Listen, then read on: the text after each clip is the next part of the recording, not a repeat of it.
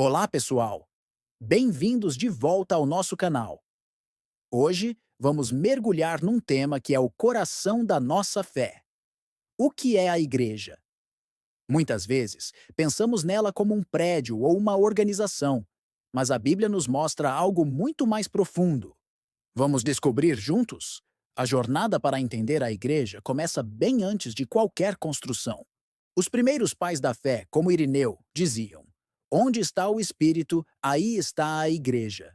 E João Crisóstomo nos desafiava: que a sua casa seja uma igreja. Isso nos ensina uma verdade fundamental. A igreja nasce da presença de Deus, não de uma estratégia humana ou de um plano sociológico. Ela é um povo chamado por Deus, em Cristo e unido pelo Espírito Santo. Mas como essa ideia se desenvolveu? Teólogos modernos nos ajudam a conectar os pontos. Millard Erickson, por exemplo, descreve a igreja como uma instituição divina, que é o prolongamento da presença de Cristo no mundo. Não somos apenas um clube de pessoas com os mesmos interesses. Somos uma comunhão de regenerados, de pessoas que nasceram de novo. Wayne Grudem vai além e reforça uma ideia poderosa. O povo de Deus no Antigo e no Novo Testamento é, na verdade, um só povo. A história da salvação não tem uma ruptura, mas uma continuidade que culmina na Igreja de Cristo. Louis Berkhoff, com sua precisão, define a igreja como um corpo espiritual com uma única cabeça: Jesus Cristo.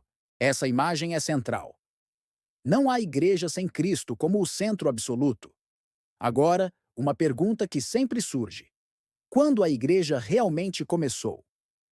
Norman Geisler e a linha dispensacionalista argumentam que a igreja, como o corpo de Cristo, foi inaugurada de forma única no dia de Pentecostes. Foi ali, como lemos em Atos 2, que o Espírito Santo batizou os crentes em um só corpo, unindo judeus e gentios de uma maneira totalmente nova. Essa ideia tem raízes profundas. A palavra grega para igreja no Novo Testamento, eclesia, é a mesma usada para traduzir as palavras hebraicas kahal e toeda, no Antigo Testamento, que significavam assembleia ou congregação do povo de Israel. Jesus mesmo confirma essa continuidade quando diz a Pedro, em Mateus 16: Sobre esta pedra edificarei a minha igreja. Ele não estava criando algo do zero, mas cumprindo um plano eterno. Isso nos leva a outra questão importante. Qual a relação entre a Igreja e o Reino de Deus? Teólogos como George Ladd e Michael Horton nos ajudam a entender que não são a mesma coisa, mas estão intimamente ligados. O Reino de Deus cria a Igreja, e a Igreja, por sua vez, é a principal testemunha desse reino no mundo. Nós somos os embaixadores do Rei. E a relação com Israel? Existem basicamente duas grandes visões. A dispensacionalista vê a Igreja e Israel como dois povos distintos, com dois planos diferentes de Deus. Já a visão pactual entende a Igreja como o novo Israel, o cumprimento das promessas feitas à nação. Grudem oferece uma síntese bonita, afirmando que em Cristo, judeus e gentios se tornam coerdeiros das promessas, formando um novo povo unido nele. Ok, mas como essa Igreja universal, invisível, se manifesta no nosso dia a dia? É aqui que entram as congregações locais. As grandes confissões de fé históricas, como a belga, a helvética e a de Westminster, afirmam que a Igreja é uma só, santa, católica, ou seja, universal e apostólica. Mas essa Igreja una se torna visível em milhares de comunidades locais espalhadas pelo mundo. A sua igreja local é uma expressão visível da grande e universal Igreja de Cristo. Mas atenção, nem todo grupo que se autodenomina igreja é de fato uma igreja verdadeira. Como podemos discernir? Os reformadores, como Lutero e Calvino, nos deixaram três marcas essenciais que Berkhoff sistematizou. Uma igreja verdadeira se caracteriza por, primeiro, a pregação pura da palavra de Deus. Segundo, a correta administração das ordenanças, que são o batismo e a ceia do Senhor. E terceiro, a prática fiel da disciplina bíblica. Como Grudem alerta, sem essas marcas, uma comunidade corre o risco de se tornar uma igreja falsa. E quem governa a igreja? A Bíblia é clara. Cristo é o cabeça. Qualquer outro modelo de governo, seja ele episcopal, presbiteriano ou congregacional, deve funcionar debaixo dessa verdade. Os pastores, presbíteros e diáconos não são chefes ou executivos.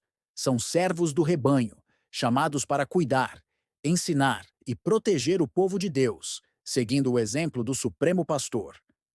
Qual é, então, a nossa missão? Quais são os propósitos da igreja?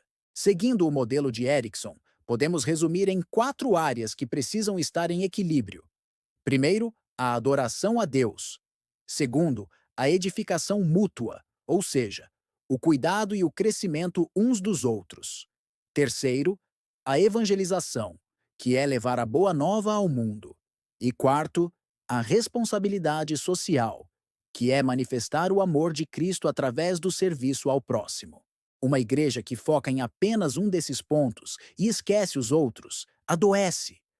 Precisamos de equilíbrio.